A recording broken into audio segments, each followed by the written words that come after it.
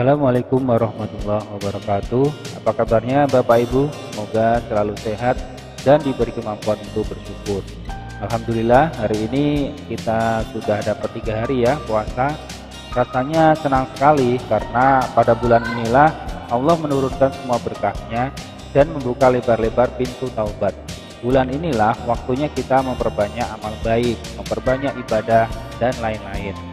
Mengapa? Karena setelah tahun penuh sibuk bekerja dan segala kesibukan lainnya, waktunya sebulan ini kita mendedikasikan hidup kita untuk melayani Allah, Tuhan semesta alam, di mana Allah lah yang sudah mencukupi semua kebutuhan kita selama setahun ini. Allah lah yang melindungi kita dan keluarga dari semua mara bahaya. Allah juga yang memberi hidup dan kehidupan. Bahkan setiap tarikan nafas adalah karunia Allah. Bagaimana bisa kita tidak bersyukur dengan semua pemberian Allah? Maka sangat wajar sekali kalau bulan ini, bulan Ramadan, kita sedikit mengurangi kegiatan duniawi dan memperbanyak amal ibadah untuk mengingat semua karunia Allah. Tentu saja Allah tidak butuh dengan semua ibadah yang kita lakukan, tapi kita sendirilah yang butuh untuk bersyukur, supaya kita tidak menjadi orang yang tidak tahu berterima kasih. Mengapa ini penting? Karena Bapak Ibu pasti tidak mau kan anak-anak kita menjadi orang-orang yang lupa daratan, tidak peduli pada kita sebagai orang tuanya setelah apa yang sudah kita lakukan untuk mereka. Seperti itulah ibaratnya. Allah sudah memberikan segalanya untuk kita. Sudah sepantasnya kita bersyukur, sebagaimana bersyukurnya seorang anak pada orang tuanya setelah orang tua memberikan semua kasih sayang, waktu, biaya untuk merawat anak-anaknya. Jadi sekali lagi saya mengucapkan selamat menjalankan ibadah puasa. Semoga tahun ini lebih baik dari tahun sebelumnya. Oke, pembukaannya cukup panjang tapi nggak apa-apa. Hari ini saya mau membahas mengenai puasa dari sisi kesehatan. Apa saja yang perlu Bapak Ibu perhatikan pada saat menjalankan puasa? Tentu saja dari sisi kesehatan supaya puasa kita tidak ada masalah. Karena puasa ini selain berpahala juga menyehatkan. Bapak Ibu tidak mau kan puasa yang seharusnya menyehatkan tapi malah menjadikan badan Bapak Ibu sakit karena kurang mengetahui caranya. Beberapa tips yang akan saya sharing setelah ini mudah-mudahan bermanfaat untuk Bapak Ibu semua. Oke, langsung saja tips yang pertama yaitu mengatasi sariawan. Banyak yang mulutnya sariawan saat puasa. Ini karena kurang menjaga kebersihan mulut. Cara mengatasinya mudah, pakai air garam saja. Ini yang paling mudah.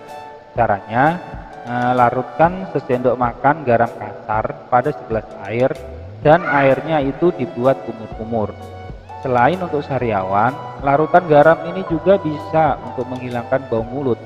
Dan bagusnya kumur-kumur seperti ini tidak membatalkan puasa. Jadi bisa dilakukan pada waktu siang atau kapan saja kalau Bapak Ibu ada waktu. Tips yang kedua, mengatasi asam lambung. Banyak yang ketakutan asam lambungnya kambuh waktu menjalankan puasa.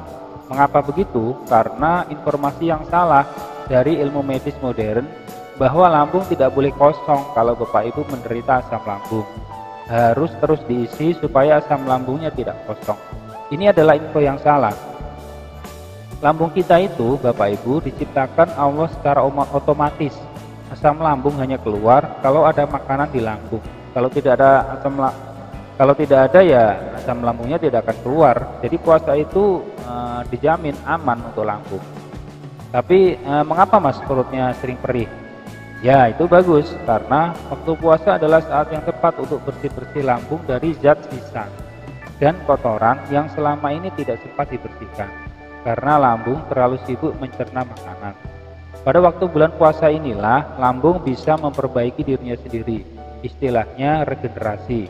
Dan setelah bulan Syawal, semua penyakit lambung seperti mah dan asam lambung bisa sembuh kalau Bapak Ibu bisa menjaga pola makan yang sehat.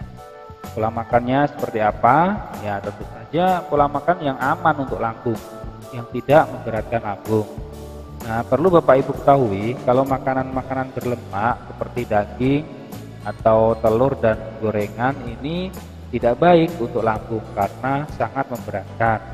Kalau Bapak Ibu punya asam lambung, saya sangat menyarankan kalau makanan-makanan ini sementara dihindari dulu selama bulan puasa. Karena selain memberatkan lambung juga bisa merangsang asam lambung pada waktu siang hari waktu Bapak Ibu berpuasa. Juga perlu sekali untuk membatasi porsi makan. Jangan kekenyangan ya, karena kondisi kekenyangan inilah awal mula penyakit asam lambung. Jadi lambung bekerja terlalu keras mencerna makanan sehingga mengakibatkan lambungnya rusak.